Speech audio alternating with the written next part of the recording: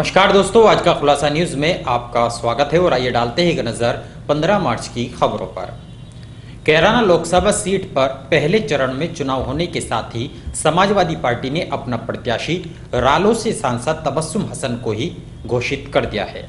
हालांकि भाजपा के प्रदेश अध्यक्ष महेंद्र नाथ पांडे भी गत दिवस अपने कार्यकर्ताओं का मन टटोल चुके हैं, जिसके बाद शनिवार को भाजपा प्रत्याशी का नाम घोषित होने की भी संभावनाएं व्यक्त की जा रही हैं। वैसे तो कैराना लोकसभा सीट की राजनीति कैराना के दो प्रमुख राजनीतिक घरानों स्वर्गीय मुनव्वर हसन और स्वर्गीय हुकुम सिंह के परिवार के बीच ही चली आ रही है। शुक्रवार को सपा बसपा और रालोद गठबंधन से सांसद तबस्सुम हसन का टिकट घोषित कर दिया गया और यदि भारतीय जनता पार्टी से मरगांका सिंह का टिकट होता है तो हसन परिवार और हुकुम सिंह परिवार के बीच चली आ रही प्रतिद्वंद्विता की लड़ाई एक बार फिर कैराना में राजनीतिक पटल पर होगी। दोनों परिवार के बीच राजनीतिक प्रतिद्वंद्विता किसी से छिपी नहीं रही और दोनों में शह और मात के खेल में कोई किसी से कमतर नहीं रहा, जिससे कैराना का चुनाव काफी बड़ा और रोमांचक हुआ। जहां तबस्सुम हसन के लिए अपनी सीट बचाने के लिए कवायद होगी, वहीं मरगांका सिंह के लिए उपचुनाव में पिता हुकुम सिंह की खोई विरासत को वापस करने की कोशिशें होंगी। 2009 के आम चुनाव में कैराना लोकसभा सीट पर जहां तबस्सुम हसन ने अपने पति पूर्व सांसद मुनव्वर हसन की सड़क दुर्घटना में मृत्यु के बाद चुनाव में सहानुभूति की लहर में बहुजन समाज पार्टी के टिकट पर चुनाव लड़कर प्रदेश के पूर्व मंत्री और वरिष्ठ भाजपा नेता हुकुम सिंह को मात दी थी, तो 2014 के आम चुनाव में हुकुम सिंह ने तबस्सुम हसन के पुत्र समाजवादी पार्टी के नाहिद हसन को 2 लाख से ज्यादा वोटों से पटखनी देकर हिसाब चुकता कर दिया था। फरवरी 2018 में हुकुम सिंह के आकस्मिक निधन के कारण रिक्त हुई कैराना लोकसभा सीट के उपचुनाव में तबस्सुम हसन ने पाला बदलकर रालोद के टिकट पर संयुक्त गठबंधन की प्रत्याशी के तौर पर चुनाव लड़कर हुकुम सिंह की पुत्री मरगांका सिंह को 40,000 से ज्यादा मतों से हराकर सीट पर कब्जा जमा लिया था। तबस्सुम हसन के पति स्वर्गीय मुनव्वर हसन की सहानुभूति के बाद गठबंधन से दूसरी बार सांसद रह चुकी हैं। यदि वह चुनाव जीतती है तो वह हैट्रिक प्राप्त कर देंगी और सीट गठबंधन के खाते में चली जाएगी। बहुजन समाज पार्टी के संस्थापक दलितों के मसीहा काशीराम का 85वां जन्म दिवस बसपा कार्यकर्ताओं द्वारा बड़े ही धूमधाम के साथ मनाया गया। इस अवसर पर उन्होंने उनके जीवन चरित्र पर प्रकाश डालते हुए उनके द्वारा बताए गए रास्तों पर चलने का संकल्प लिया है। शुक्रवार को बहुजन समाज पार्टी वामसेक DS4 के संस्थापक दलितों तथा शोषितों के मसीहा काशीराम का 85वां जन्म दिवस बड़े ही धूमधाम के साथ मनाया गया। इस अवसर पर शामली के गांव खेड़ी करमू स्थित बसपा कार्यालय पर एक कार्यक्रम का आयोजन किया गया, जिसका शुभारंभ जिला अध्यक्ष सुशील नहरिया, अरविंद जाल तथा फारूक अहमद ने संयुक्त रूप से काशीराम के चित्र पर पुष्प अर्पित कर किया।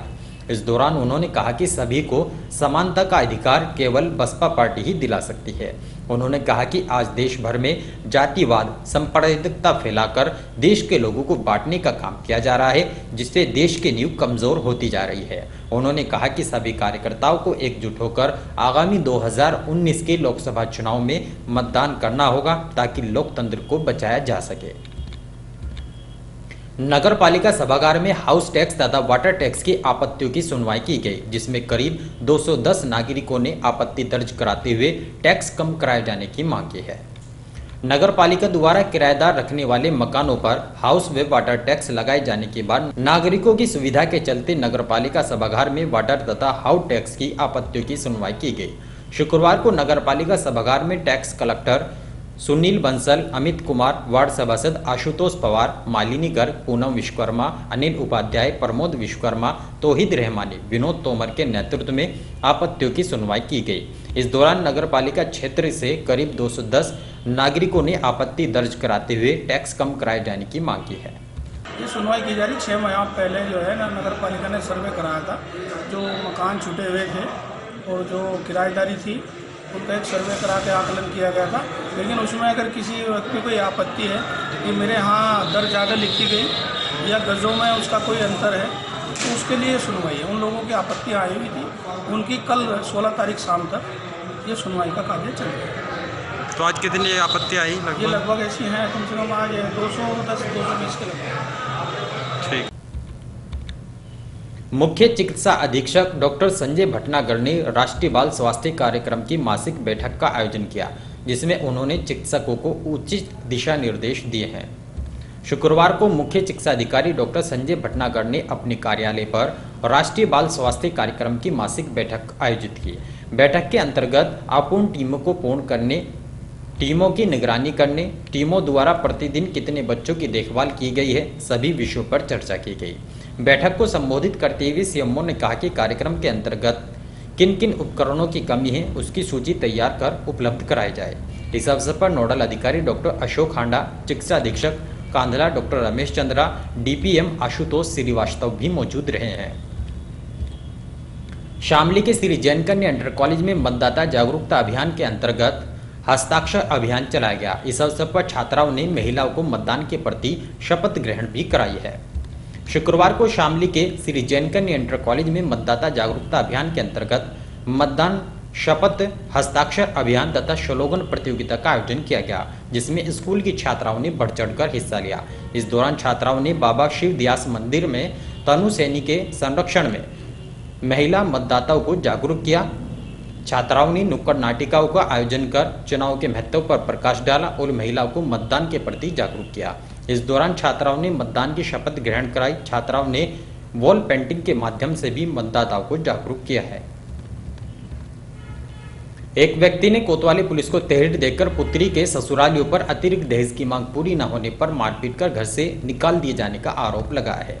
शामली कोतवाली क्षेत्रीय गांव हसनपुर निवासी रामपाल पुत्र मुंशी ने शुक्रवार को कोतवाली पुलिस को तहरीर देकर बताया कि गत करीब 5 वर्ष पूर्व उसने अपनी पुत्री गुड़िया की शादी हरियाणा के जनपद जर्जर गांव भामदोड़ा निवासी रवि उर्फ काला के साथ की थी, जिसमें ससुराल आए दिन अतिरिक्त दहेज की मांग करते हुए पुत्री के साथ मारपीट करते हैं और पति रवि उर्फ काला पुत्र महावीर जबरन अप्राकृतिक कुकर्म करने का प्रयास करता है।